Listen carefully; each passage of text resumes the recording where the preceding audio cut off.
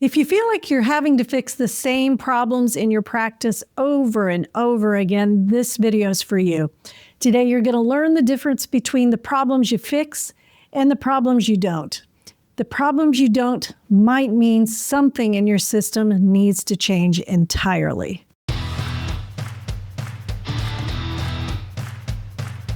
Hey, welcome everybody. So glad to see you. I'm coming to you from the Fort Worth Convention Center, where I am finishing up the School Counselor Conference today. It was a good conference. I'm really happy to be here and met some really great people. So today is the last day and we're going to be heading out in a little while. So the spiel today is about problems that you can fix and problems that you cannot fix. We started talking about this in January, and we talked about turning calls into clients. We talked about raising your effective hourly rate, which is not the same as raising your rate. We talked about identifying where your practice is leaking money in those areas, and that's going to tie into today, which is really drilling down and identifying what you can fix, what you should fix, and what you should absolutely not try to fix anymore, and instead throw it in the trash bin and do something new. Because I really tried to help you in December lower the stress. Like, I wasn't going to give you a ton of homework in December because December is crazy and I don't want to add to that. And so with this, we're getting into Q1. We're in the middle of Q1. It's time to start digging in and making those changes. So today we will talk about some problems are fixable because you are inconsistent or unclear, or you don't have defaults in place. And so we're counselors. I want you to put on your counseling hat. This is what we would say to parents, right? When parents come to us and they're doing their consultation on their kiddo who's been coming to counseling, or maybe you're a family counselor. And when you really drill down into what's going on at home, you see it's because the parents are inconsistent. You see that the parents are unclear. You're seeing that the parents don't really have a default, things like bedtimes, or, when does homework have to be done, or do they have to pick up their shoes every night? This idea, these are things you could fix, things that are not fixable and that we're going to look at as toxing out, redoing, kind of opening our minds to new things, but not getting shiny objectitis, are things like capacity ceilings, or you're doing too many roles because you're saving money and it's not saving you money, or your income is tied only to client hours, okay? So let's drill down into that. So with inconsistent things you can fix, things we talked about like your fees. If you're answering the phone, if you're talking during your 10-minute consultation and you're not consistent with what your fees are. So I know back in the day, I don't want to say it because it'll go on the recording, but there was somebody who they had a practice coaching, and I mean years ago. This was like 15 years ago. She encouraged us as counselors to say to the caller, well, what can you pay? And so right there immediately on the phone, you were in this sort of negotiation with fees. So being inconsistent with your fees instead of having, no, this is my fee. If you need a sliding fee scale, that's a different conversation. You can fix that. Another thing that you can fix is being unclear about, let's say, your no-show policy. If you're not clear from the get-go, hey, if you cancel the day of or 24 hours, I will have your payment information and I will use that, then that's relationship rupturing. That affects your finances. But also, I've taught you guys during the 10-minute consultation to be able to be very clear about what counseling can do. In this idea that it's this woo-woo thing that we aren't really sure how it works. It depends on the relationship. That's true, but it's also not helpful to the person who's trying to purchase your hour. And so being able to say in the first session, I'm going to ask you a lot of questions. You'll leave with homework. Second session, you will tell me if the homework was good. We'll course correct based on that. By the third session, you will have some coping skills and you'll be able to understand if we're a good fit. that's very clear. And it's a way for that third KPI. Remember that booked session, and the fourth KPI, the session where they actually show up, that will go up when you are clear about what clients will get. And then missing defaults. So this is the new counselor, and I don't want to call anybody out, but if you're brand new and you're just like, oh my gosh, I'm just so glad somebody is calling me. I'm so glad that, I'm wanted, and yes, whatever you can pay, come in. And I actually at the conference, I spoke to some people about that. I had people, they said, well, my rate was this, and as soon as I lowered it to this, man, my practice was full. And what I answered was, okay, but what if you could double that and work half as much? And I know that sounds so salesy of me, but I want you to really, I don't want us to price this out of our community.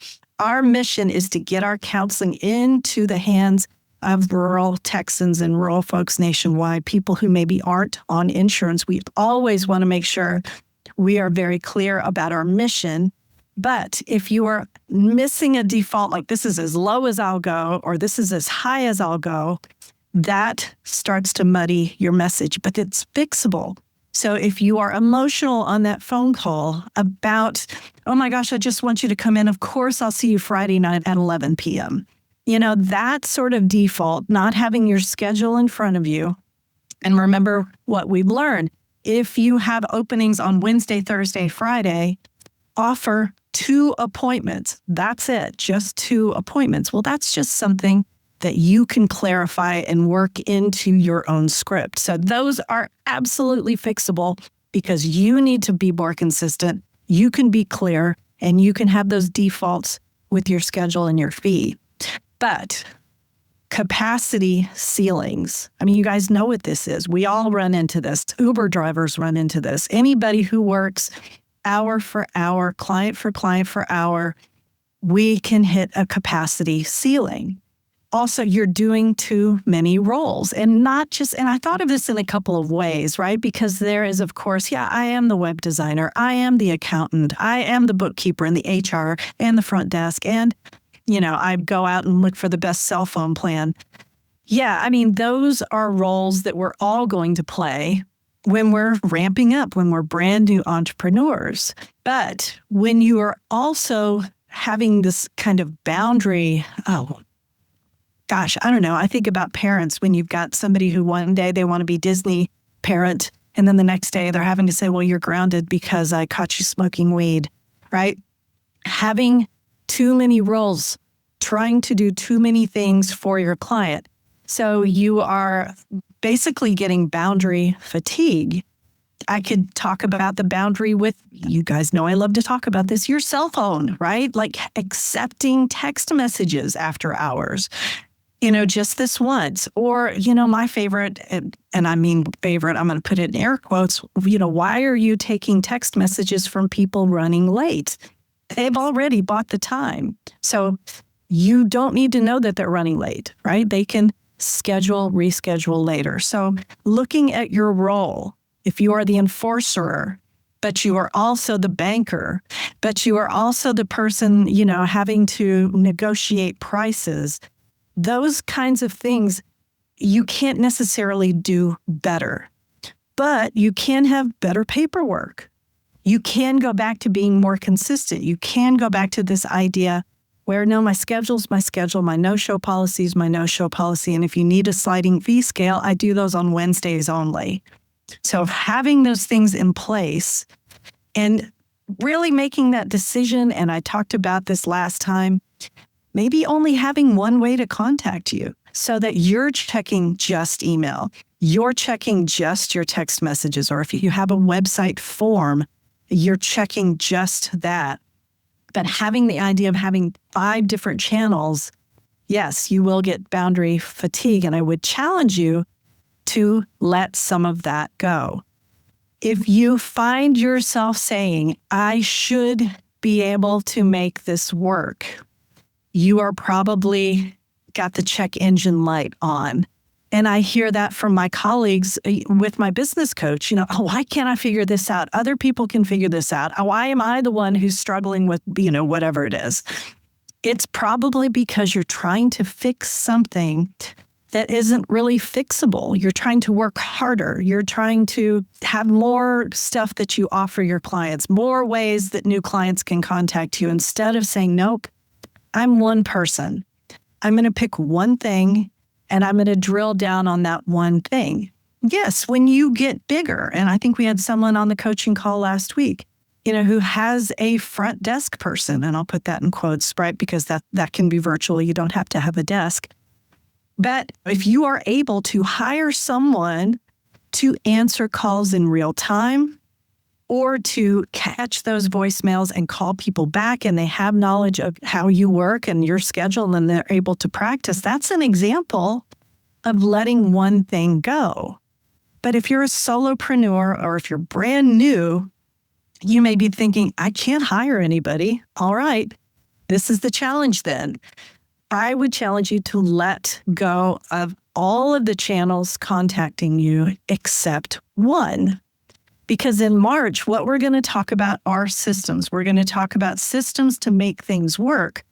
But we're not going to try to make things work that just stretch you farther, that just make your capacity to do your real job, which is to see clients, go downhill. So this is the other one I didn't mention. I do see, and this conference was a great example, I've got people who they were counselors they were teachers. They went back to school, they became school counselors, and now they're getting burned out on being a school counselor. And they have experience. Oh my gosh, they're amazing, with their population. They know. I had one person come up to me at the booth and say, I am not the nice counselor. And I said, oh, so you are the tough love counselor? And she said, yes, exactly. And she goes, I think I'd be really good in private practice. So I'm hearing this person say, I've got skills, I've got experience. Tell me how to get to this other place without having to dump my whole degree in the trash can and start over from scratch. So if you're in counseling and you're starting to feel like I can do more, and I'm not talking just financially being tied to, an additional, this is your counseling and you want to add an additional stream of income.